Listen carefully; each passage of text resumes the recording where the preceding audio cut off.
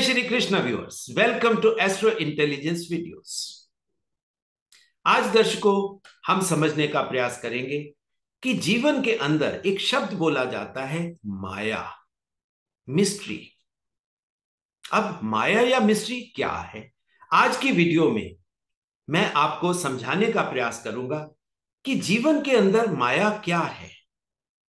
क्या सारा जीवन हम माया के अंदर रहकर हमारी मजबूरी है कि हमें वैसे ही जीवन जीना है, या हम माया के ऊपर विजय प्राप्त कर सकते हैं? तो दर्शकों, किसी भी चीज के ऊपर अगर विजय प्राप्त करनी है तो सबसे पहले बात क्या होती है कि हम उसको समझें।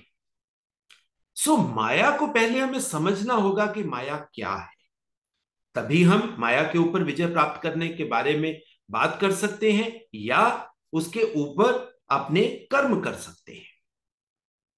अब दर्शकों, हमारा चैनल ये ज्योतिष शास्त्र का चैनल है। वैदिक ज्योतिष की इसमें हमेशा बात होती है। वैदिक ज्योतिष में माया के साथ राहु को एसोसिएट कर दिया जाता है, या राहु के माध्यम से हमें माया के बारे में समझाया जाता है। अब राहु कैसे बना, वहां तक वो छोटी सी जो स्टोरी है वो बताना जरूरी होगा, तभी आप उस माया को समझ पाओगे। दर्शकों, उसको समझने के लिए सबसे पहले आपको अपने जहन में समुद्र मंथन को लाना होगा, या समुद्र मंथन की वो पिक्चर अपने आप जहन में बिठा लें। अब समुद्र मंथन क्या है, आप इसको समझें। दर्शकों, हमारा शरीर या हमारा जो जीवन है ये भावनाओं से चलता है, क्योंकि चंद्रमा हमारी ड्राइवर एनर्जी है। चंद्रमा इमोशंस का कारक है। वो इमोशंस के थ्रू ही हम कर्म करते हैं। तो कर्म करते हुए हमें अच्छे बुरे फल मिलते जाते हैं। अच्छे तो सबको अच्छे लगते हैं, मगर बुरे को कोई जीना नहीं चाहता, हम उससे दुखी हो जाते हैं। अब ये सुख और दुख का खेल जो जीवन में चलता है, ये कहीं ना कहीं आपके अंतर्मन के अंदर एक द्वंद्व बना देता है, एक कॉन्फ्लिक्ट क्रिएट कर देता है कि सुख बढ़िया कि दुख बढ़िया। हम हर चीज में सुख और दुख को खोजने लग जाते हैं, और ये जो कॉन्फ्लिक्ट है जो अंतर्मन के अंदर बनता है, ये ही आपका समुद्र मंथन है। जीवन के कर्मों को करते हुए हम एक्चुअल में वो समुद्र मंथन ही तो कर रहे हैं। और समुद्र मंथन करते हुए आप देखिए, हमारे कर्मों के हिसाब से हमें वो फल मिलते हैं। कभी जीवन में हमें कामधेनु गाय भी मिल जाती है, कभी ऐरावत हाथी भी मिल जाएगी आपको, मगर हर इंसान की इच्छा या जो सबसे बड़ी डिजायर है वो होती है कि हमें अमृत प्राप्त हो जाए, हमें मोक्ष प्राप्त हो जाए। अमृत की जर्नी पर चलते हुए हमें अमृत से पहले मगर क्या होता है, हमें विष मिल जाता है। अब दर्शकों, यहां से लाइफ की क्रिएशन की बात होती है कि लाइफ जिसको हम विजिबल लाइट में देख सकते हैं, जो प्रत्यक्ष हमारे सामने प्रतीत होता है, इसके पीछे वो जो अंधकार है, जिस अंधकार से यह सृष्टि बनी, तो अमृत से पहले वो विष मिलेगा हमें। और वो जो विष है उससे हम बच नहीं सकते, उस अंधकार से हम बच नहीं सकते, क्योंकि उसके थ्रू ही अमृत क्रिएट हो सकता है।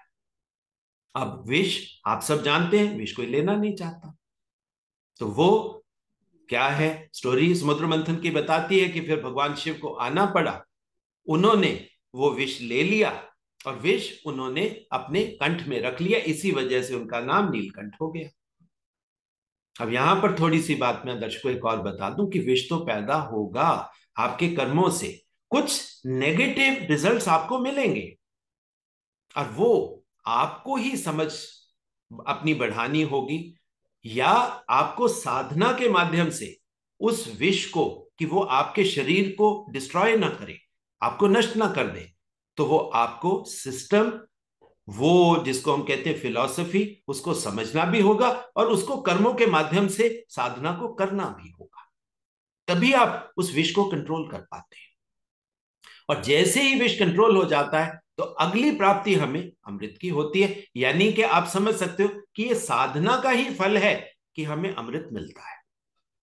अब अमृत मिला, अब देवताओं और दानवों में फिर झगड़ा हो गया, क्योंकि मिलने की बारी किसकी थी? अब यहां पर मजेदार स्टोरी है ये समुद्र मंथन की बारी थी दानवों की।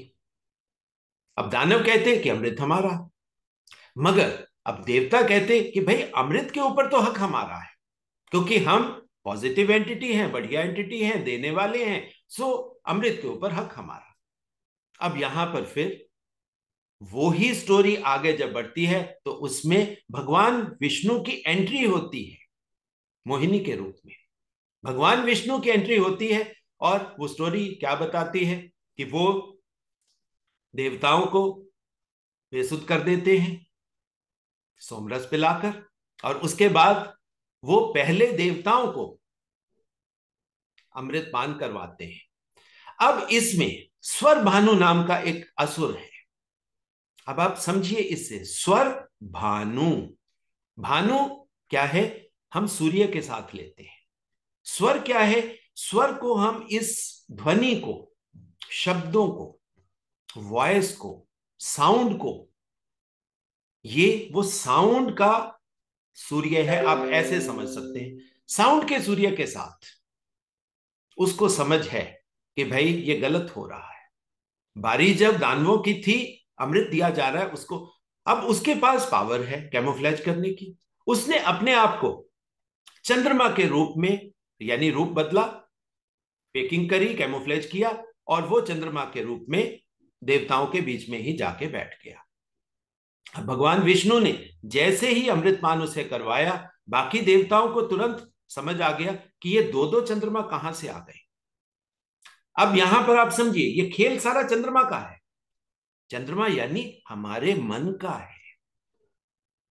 मन ही दानव है और मन ही देवता है, क्योंकि मन के अंदर जब तक लेने की इच्छा होती है हम दानव हैं, यानी कि हमारी डिजायर्स अभी पूरी नहीं हुई, अभी हमें चीजें चाहिए, तो हम लेने वाले हैं। और मन जब भर जाता है तो क्या होता है? फिर देने वाला बन जाता है, और देने वाले को देवता बोला जाता है। अब ये दानव और देवता सिर्फ लेन देन का ही खेल है और कुछ नहीं। और वो ही चंद्रमा जिसका दूसरा रूप देने वाला है, अब उसको अमृत पहले मिल गया, मगर अब जो लेने वाला चंद्रमा है, यानी कि हमारा लेने वाला मन, अब उसको समझ थी वो भी चंद्रमा बन के ही बीच में आता है और वो अमृत पान कर लेता है। मगर अब यहां पर परमात्मा के इंसाफ या भगवान विष्णु के इंसाफ की बात आती है, तो उनको गुस्सा आता है और वो स्वर भानु को दो हिस्सों में अपना सुदर्शन चक्र चलाते हैं और दो हिस्सों में उसको डिवाइड कर देते हैं, विभक्त कर देते हैं। मगर अब अमृतपान हो चुका है, अब स्वर भानु डिस्ट्रॉय तो हो नहीं सकता, क्योंकि अमृत के बाद कोई चीज डिस्ट्रॉय नहीं होती। अब यहीं पर दर्शकों आपको एक बात को समझना होगा कि ये जो पौराणिक कथाएं हैं ये हमें समझाने के लिए है कि मन कभी समाप्त नहीं होगा। अमृत लेने के बाद भी मन तो बचेगा, और जब मन बचेगा तो वो उसको उन्होंने नाम दिया कि अमृत पान के बाद वाला मन वो क्या है?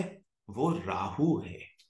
और राहु को इसीलिए मोस्ट इंटेलिजेंट, मोस्ट नॉलेजेबल, सबसे ज्यादा रिसर्च ओरिएंटेड, मतलब जो भी आप बेस्ट से बेस्ट एडजेक्टिव किसी के साथ लगा सकते हो तो शास्त्रों में राहु के बारे में वो बोला। स्वरभानु एक अलग एंटिटी हुई, मगर अमृत लेने के बाद वो जो राहु का स्वरूप बना, अब उसमें आप देखिए, राहु को हम कहते हैं कि राहु जहां भी जाएगा एक क्लाउड बना देगा, बड़ा कर देगा। और राहु को शास्त्रों में सूर्य से भी बड़ा बताया गया है। अब सूर्य, सूर्य तो हमारी आत्मा है, यानी कि मन का वो रूप जो अब देने वाला बन गया, जिसने अमृत पान कर लिया, अब उसके पास मैक्सिमम पावर्स आ गई। अब दर्शकों यहां पर अब आपको समझना पड़ेगा, ये माया है और माया हमारे कर्मों से ही बनती है। तो राहु के इस रूप को थोड़ा सा, जैसे अब मैंने स्क्रीन पर भगवान विष्णु की एक और फोटोग्राफ को आपके सामने दिया हुआ है, उसमें आप देख सकते हो बहुत क्लियरली कि भगवान विष्णु क्षीर सागर में बहुत आराम से बैठे हुए हैं, यानी कि आधे लेटे हुए हैं। लक्ष्मी जी उनकी सेवा कर रही है। सबसे बड़ी बात, अब यहां पर ब्रह्मा जी उनके नाभि स्थान के साथ जुड़े हुए हैं, और यहीं पर आप देखिए शेष नाग की छाया है। अब ये जो नाग है, नाग दर्शकों क्या है? नाग एक्चुअल में राहु ही तो है। शास्त्रों में राहु को नाग के रूप में ही तो हमें बताया गया। सो इस पिक्चर के अंदर वो कोड है कि हम माया के ऊपर कैसे विजय प्राप्त करें। आप देखिए भगवान विष्णु की जो शैया है वो किसकी है? नाग की तो है। नाग के ऊपर वो लेटे हुए हैं, यानी कि उन्होंने माया के ऊपर विजय प्राप्त कर ली है। अब यहां पर नाग उनके लिए एनेमिकल नहीं है, कोई झगड़ा नहीं हो रहा, कोई लड़ाई नहीं हो रही। और नाग का तो एक्चुअल में नेचर है कि वो बाइट करता है। बाइट करने वाला नाग डिफरेंट चीज है, मगर भगवान विष्णु की इस फोटोग्राफ में आप देख सकते हो कि शेषनाग की शैया है। उसने अलाउ कर दिया अब भगवान विष्णु को कि आप मेरे ऊपर सो सकते हो, यानी भगवान विष्णु ने उस माया के ऊपर विजय प्राप्त की हुई है। अगर भगवान विष्णु ने माया के ऊपर विजय प्राप्त की हुई है, इसी वजह से उन्हें मायापति बोला जाता है। और दूसरे माया के स्वरूप को हम लक्ष्मी के साथ जोड़ देते हैं। अब लक्ष्मी के वो पति हैं, इसलिए हम उन्हें मायापति भी कह देते हैं। मगर दर्शकों यहां पर ये भी दोनों रूप है कि लाइफ में आपको नॉलेज की छाया चाहिए, नॉलेज का ही सिंहासन यानी कि शैया चाहिए, वो प्लेटफॉर्म चाहिए जिसके ऊपर आप आ सकते हो। मगर आपकी नाभि उस ब्रह्मा जी के साथ जुड़ी होनी चाहिए जिसे हम कहते हैं जुपिटर, जिसमें वो क्रिएशन के कोड्स हैं, यानी कि आपका कर्म। आप देखिए माया से ऊपर उठकर हो, माया के साथ कोई फाइट नहीं, कोई कॉन्फ्लिक्ट नहीं, कोई झगड़ा नहीं, कोई लड़ाई नहीं। उसके साथ उसको समझ के, उन कोड्स को जान के उसके ऊपर विजय प्राप्त कर ली। अब वही माया आपके लिए क्या हो गई? फ्रेंडली हो गई।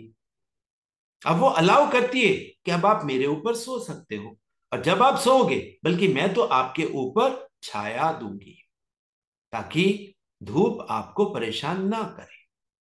तो दर्शकों यहां से आपको समझ आ सकता है कि ये जो बात है कि माया के ऊपर तो विजय प्राप्त की जा सकती है, और ये जो फोटोग्राफ्स हमें मिलती हैं पौराणिक कथाओं से, ये बहुत मीनिंगफुल है, बहुत सिंबॉलिक है, चीजें बताने वाली हैं। मगर हम उनको उस रूप में नहीं देखते। दर्शकों ना लक्ष्मी जी बुरी, क्योंकि लक्ष्मी कभी बुरी हो ही नहीं सकती, क्योंकि जीवन जीने के लिए, अब आप देखिए जीवन की शुरुआत कहां से होती है? शुरुआत क्रिएशन कर दी ब्रह्मा जी ने, और एंड हमारा कहां जाएगा? हम कहते हैं भगवान शिव के पास। यानी कि ब्रह्मा जी से लेकर शिव जी के बीच में जो पूरा लाइफ का जोन है वो किसके परव्यू में जाएगा? वो विष्णु भगवान के परव्यू में जाएगा। विष्णु भगवान आपके जीवन में हमेशा रहेंगे, और विष्णु भगवान को ही अगर आप अपने अंदर उतार लो, या विष्णु भगवान को समझ लो कि हमें जीवन को कैसे जीना है, तो आप बताइए माया खत्म। माया तब तक है जब तक हम ना भगवान विष्णु को समझ पाए, ना अपने कर्मों को समझ पाए, ना हम इस चीज को समझ पाए कि ब्रह्मा जी ने ये जीवन को क्रिएट क्यों किया, ना हम ये समझ पाए कि भगवान शिव जीवन को क्यों ले लेते हैं। अब ये सारा खेल किसका है? आप कह सकते हो राहु का है, माया का है। और यही तो दर्शकों मिस्ट्री है लाइफ की, क्योंकि हम लाइफ को बस जैसे आ रहा है वैसे जिए जा रहे हैं, हम लाइफ को समझने की कोशिश ही नहीं करते। अब यहीं पर दर्शकों मैं आपको एक और चीज दिखाने वाला हूं वो देखने के बाद अब आप देखिए, ये एक और पिक्चर है, आप सबने देखी है। अब भगवान शिव, आप देखिए कितने आराम से मेडिटेटिव स्टेट में, मेडिटेटिव ट्रांस में बैठे, मेडिटेशन कर रहे हैं। और जैसे ही साधना करते हैं, अब आप देखिए जो नाग उनके गले में है वो भी कितना शांत है। नाग का स्वभाव तो है बहुत ज्यादा इम्पल्सिव। अब ये जो इम्पल्सिव की बात होती है, कहीं ना कहीं ये हमारे मन का ही तो प्रतिनिधित्व है। सो आप इस तरह भी समझ सकते हो कि जब तक मन जागृत है, जब तक मन बहुत ज्यादा एजिटेटेड है, जब तक मन बाहरी दुनिया को जानने की कोशिश में बहुत ज्यादा विचलित है, तब तक वो जो स्नेक है, वो जो माया है, वो कैसे शांत हो सकती है। सो माया को शांत करने के लिए हमें क्या करना पड़ेगा? अब इस फोटो को दोबारा से देख लीजिए। क्या करना है हमें? हमें मेडिटेशन करनी है, हमें साधना करनी है। और यहां पर एक और सिंबल है दर्शकों, अगर आप वो देखो, भगवान शिव किसके ऊपर बैठे हैं? शेर। ये जो स्किन आप देख रहे हो, ये शेर की स्किन है। और शेर, लायन, लियो, हमारे ज्योतिष शास्त्र में इसको राजा बोला जाता है, और इसको आत्मा के साथ जोड़ा हुआ है। यानी कि आत्मा को वो लायन के रूप में, उस राजा के रूप में बताया जाता है कि वो है। मगर यहीं पर दर्शकों बहुत बढ़िया बात ये होती है, वो क्या है कि लियो के सामने एक्वेरियस आएगा, 5 के सामने 11 आएगा। यानी अब आप समझिए विजय कैसे प्राप्त होगी? राहु के ऊपर, माया के ऊपर। इसके कोड आपको इस 5-11 एक्सिस से मिलेंगे। अब 5-11 एक्सिस में क्या है? यहां पर मजेदार चीज है, ये जो राशि है 5 नंबर वाली, जिसको हम लियो कहते हैं। अब लियो के अंदर आप देखिए नक्षत्र कौन सा आता है? मघा। अब मघा नक्षत्र किसका है? केतु का है।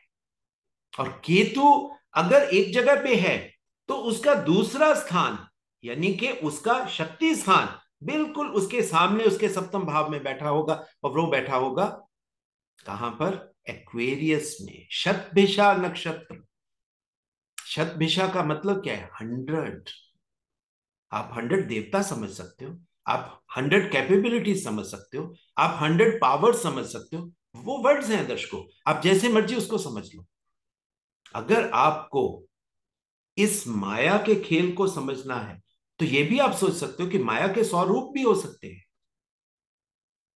अब ये जो माया का खेल है, इस खेल को समझने के लिए हमें इस 5-11 एक्सिस, यानी कि लियो एक्वेरियस एक्सिस को हमें समझना होगा। इसीलिए शास्त्रों में राहु को भी बड़ा सूर्य बोल दिया जाता है। एक सूर्य हमारी आत्मा है। अब यहां पर दर्शकों आपके लिए एक बहुत बड़ा संदेश है इसी चीज में, कि राहु को बड़ा सूर्य क्यों बोला गया शास्त्रों में। क्योंकि अब लियो, आत्मा, हमारा सूर्य है। मगर अब राहु क्या है? राहु कैसे बना? ये वो दूसरा मन ही तो है आपका, बड़ा मन। अब जब बड़े मन की बात होती है तो आपका मन। तो आपको वो मोक्ष प्राप्ति के लिए जाना तो मन के थ्रू ही पड़ेगा। और मन आपका किस डायरेक्शन में जाए? राहु की डायरेक्शन में जाए, उस अमृत की डायरेक्शन में जाए। अब ये रास्ता आपको लेना है कि आपको आत्मा और मन का एक्सेस, 5-11 एक्सेस, आत्मा और मन। मन भी कौन सा? वो बड़े सूर्य वाला, वो राहु वाला मन, स्पेशली शतभिषा वाला मन, जिसमें आपके पास 100 रास्ते भी हो सकते हैं। अब दर्शकों एक्चुअल में अब आप समझिए माया क्या है। आप कोई भी कर्म करते हो, उसका कुछ फल होता है। आप समझ लीजिए आपने 1 घंटा कार्य किया। अब किसी को 1 घंटा कार्य करने के बाद क्या मिलेगा? किसी को खाना मिल जाएगा। अब उस खाने से क्या हुआ? आपने खाना खाया और आप पूरा खाना खा गए, तो आपके शरीर के अंदर न्यूट्रिशन भी गई और आपके शरीर के अंदर आलस्य भी गया, निद्रा भी गई। अब आप देखिए, उसी खाने का कर्म किया आपने एक, कर्म का फल पैसा, पैसे का फल खाना, खाने का फल अब आप देखिए आपका पोषण और आपको निद्रा। अब ये माया ही तो है। हर कर्म का इसी तरीके से दर्शकों फल आता है।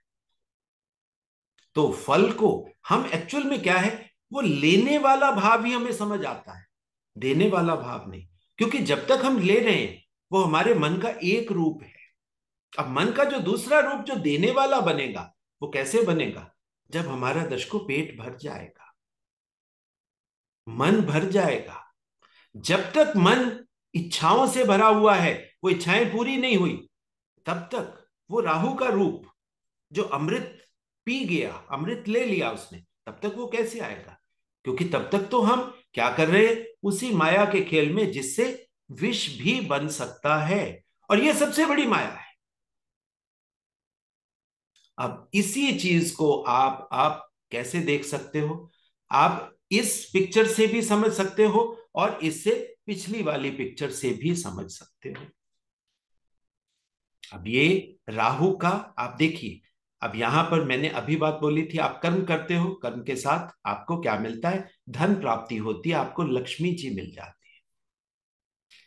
अब लक्ष्मी मिले और वो भगवान विष्णु की सेवा करें, तब तो मामला बहुत बढ़िया। अब मतलब आप देखिए यहां पर लक्ष्मी जी सेवा कर रही हैं, मगर विष्णु जी सिर्फ लेटे हुए हैं, सोए हुए नहीं हैं।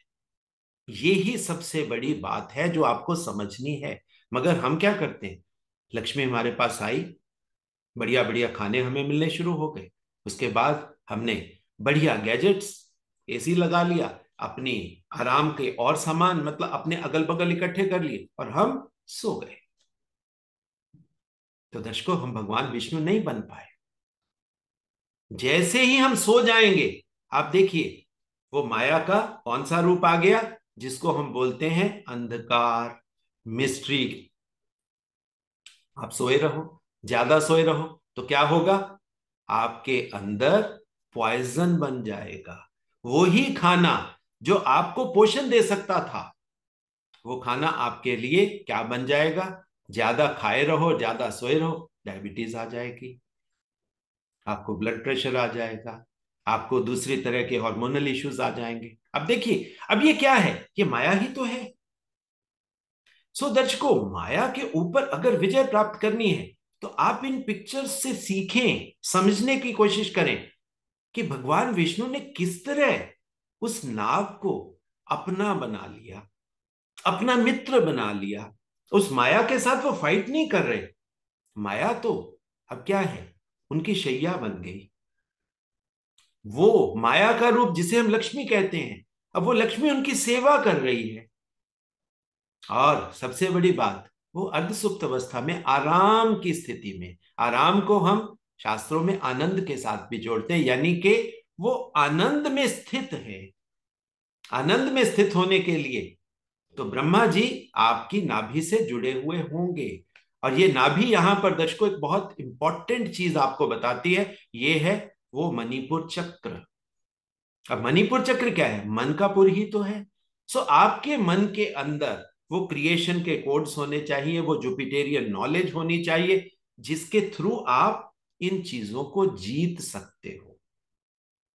आपकी जो ऊर्जा है वो दर्शकों मूलाधार चक्र में पड़ी है। अब मूलाधार चक्र से अपनी एनर्जी को थोड़ा सा एलिवेट करिए, तो उसके बाद जो स्वादिष्ठान चक्र आएगा वो तो आपको पता ही नहीं लगेगा कि कब एलिवेशन आ गई।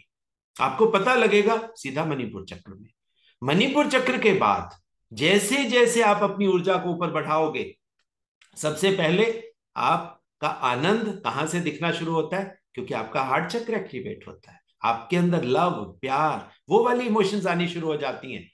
और उसके बाद आप देखिए ये बढ़ेगा, बढ़ते बढ़ते कहां पर है, फिर ये पॉइजन बनेगा। मगर जो लोग साधना करेंगे, यानी कि यहां से भगवान विष्णु का रास्ता भगवान शिव की तरफ जाता है। अब यहां वो लक्ष्मी, वो माया आपको परेशान नहीं कर रही, आपकी एनर्जी एलिवेट हो रही है। एनर्जी एलिवेट हो रही है, साथ में आपके कर्म चल रहे हैं, पॉइजन तो बनेगा। वो 100% जरूरी है आपको समझाने के लिए, आपको अलर्ट करने के लिए कि आपको सोना नहीं है।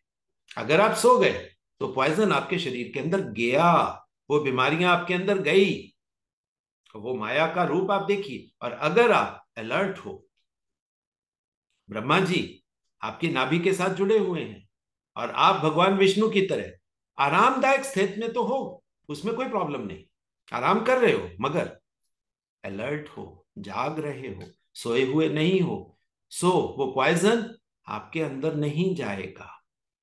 दूसरा रास्ता है वो भगवान शिव का रास्ता है, साधना करो और पॉइजन को अंदर मत जाने दो। और उसके बाद आप देख लो दोनों पिक्चर्स में, अब यहां पर ये जो शेषनाग की छाया है, उसके बाद आपका आज्ञा चक्र एक्टिवेट होगा। अब भगवान विष्णु के फोटो में आज्ञा चक्र के बारे में कुछ नहीं है।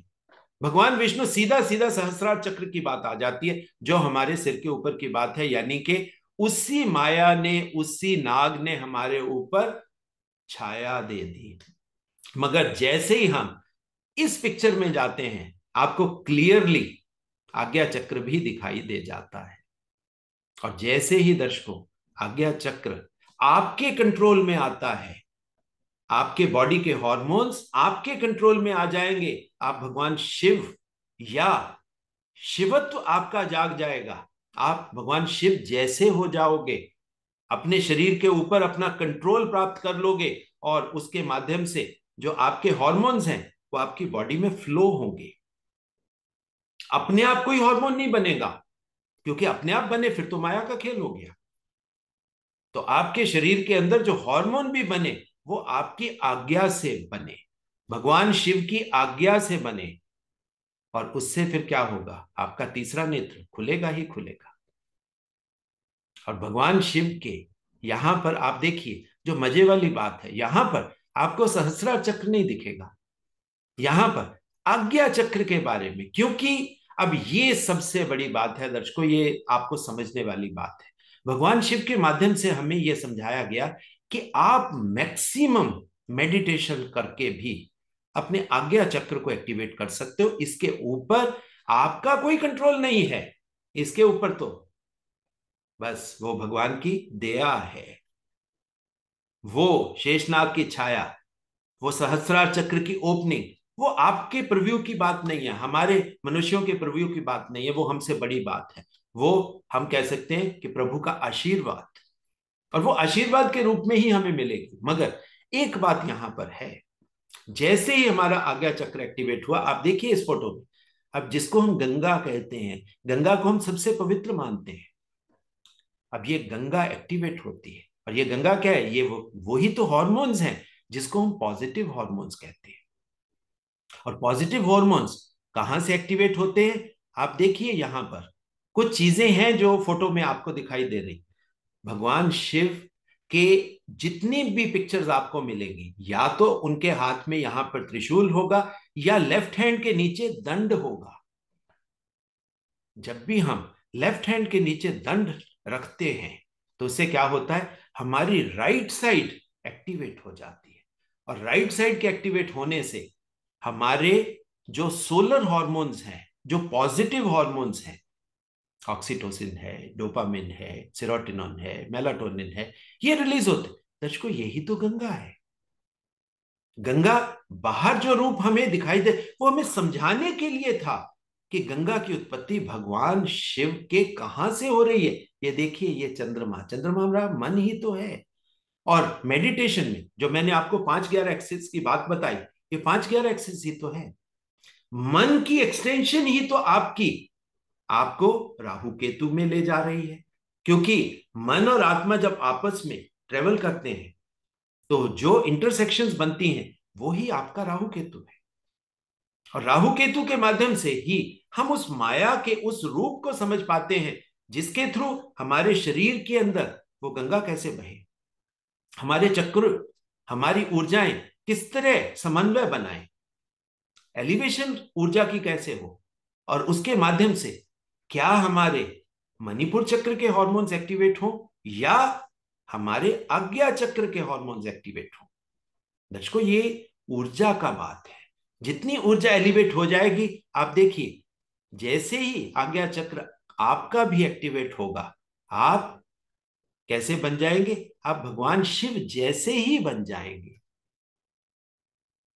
आज्ञा चक्र से आपका तीसरा नेत्र आपका भी ओपन हो जाएगा। आप भी कह सकते हो कि वो त्रिकालदर्शी बन जाओगे। तभी तो शतभिषा, वो उसी नॉलेज की ही तो बात होती है। मगर उसके बाद एक्वेरियस के बाद दर्शकों क्या आता है? पाइसेस आता है। और पाइसेस आप देखिए, अब ये क्या है? ये पाइसेस ही तो है। यहां पर ब्रह्मा जी क्या है? यही तो जुपिटर का लॉर्डशिप है। ये जुपिटर की लॉर्डशिप के अंदर आप देखिए वीनस एग्जॉल्ट कर रहे हैं हाईएस्ट फॉर्म में। एग्जॉल्टेड वीनस सोएगा नहीं, वो माया के ऊपर उठकर, माया के ऊपर सोते हुए भी आनंद की अवस्था में एंजॉय करेगा। सोएगा नहीं, एंजॉय करेगा। और यही हमारे जीवन का उद्देश्य है कि हमें कैसे अपने जीवन को जीना है। तो दर्शकों, यहां पर माया के ऊपर विजय प्राप्त करने के काफी रास्ते मैंने आपको बता दिए। कोई भी कर्म करो, आंखें खोलकर करो, जागते हुए करो, सोए हुए मत करो। अपनी ल्यूनर साइड को एक्टिवेट मत होने दो, अपनी राइट साइड को एक्टिवेट करो, जिसको सोलर साइड कहते हैं। सोलर साइड को एक्टिवेट करो, प्राणायाम करो, क्योंकि राहु की एक्टिवेशन में प्राणों का रोल, क्योंकि ये सब, चाहे हम शनि की बात कर लें, चाहे राहु की बात कर लें, इनका संबंध हमारे प्राणों के थ्रू ही हमारी ऊर्जा के साथ है। क्योंकि हम कर्म तो करते हैं, कर्म के साथ माया की उत्पत्ति तो होगी, मगर ये हमारे लिए माया है। जब यही भगवान विष्णु का स्वरूप भगवान कृष्ण के रूप में धरती पर अवतरित होता है, तो क्या होती है? ये माया लीला बन जाती है।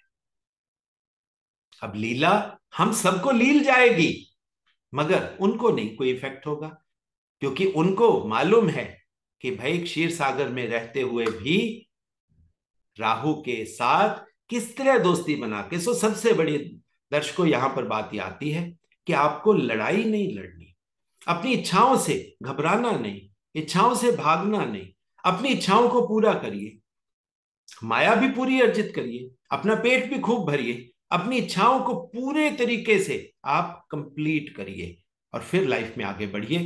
तो फिर आप देखोगे कि आपके लिए भगवान शिव, भगवान विष्णु और भगवान ब्रह्मा जी, ये जो त्रिमूर्ति है, ये आपके अंदर स्थापित हो जाएगी। और फिर ना माया आपको परेशान करेगी, फिर आप कुछ भी कर्म कर लें वो लीला ही होगी। क्योंकि फिर जिसको शास्त्रों में बोला जाता है अहम ब्रह्मस्मि, मैं ही ब्रह्म हूं। और ये सच्चाई वाली बात है दर्शकों कि ब्रह्म आपके अंदर उपस्थित है, सिर्फ उसे समझना है, उसे जगाना है। और जैसे ही आप उस ब्रह्म को, अपने अंदर के ब्रह्म को समझोगे, उसे एक्टिवेट करोगे, तो माया के ऊपर आप परमानेंटली विजय प्राप्त करके भगवान विष्णु की तरह उस सागर के अंदर भी आराम से आनंद की स्थिति में रह सकते हैं। तो ये था दर्शकों मेरा आपको समझाने का कि राहु के ऊपर हम कैसे विजय प्राप्त कर सकते हैं, माया के ऊपर कैसे विजय प्राप्त कर सकते हैं। सो दर्शकों, जो निवेदन हर वीडियो के अंत में मैं आपसे करता हूं, इस वीडियो में भी करूंगा कि एस्ट्रो इंटेलिजेंस वैदिक ज्योतिष का चैनल है, जिसमें सिर्फ वैदिक ज्योतिष की बात होती है। इस ज्ञान के सागर को घर घर तक पहुंचाइए, और उसमें आपका योगदान हमें चाहिए। सो ज्यादा से ज्यादा इस चैनल को आप लाइक करो, शेयर करो, सब्सक्राइब करो, घर घर तक पहुंचाओ, ताकि ये जो ज्ञान की गंगा है ये घर घर तक पहुंचे। और दूसरी बात दर्शकों, जो दर्शक मेरे से अपने चार्ट एनालाइज करवाना चाहते हैं, हमारे इंस्टीट्यूट में एजुकेशन लेना चाहते हैं, उन सभी के लिए मेरा एक ही फोन नंबर है, दैट इज 9881 64480। उसी के माध्यम से आप मुझसे संपर्क स्थापित कर सकते हो। सो दर्शक को अगली वीडियो तक बहुत बहुत शुभकामनाएं, बहुत बहुत आशीर्वाद, बहुत बहुत प्यार।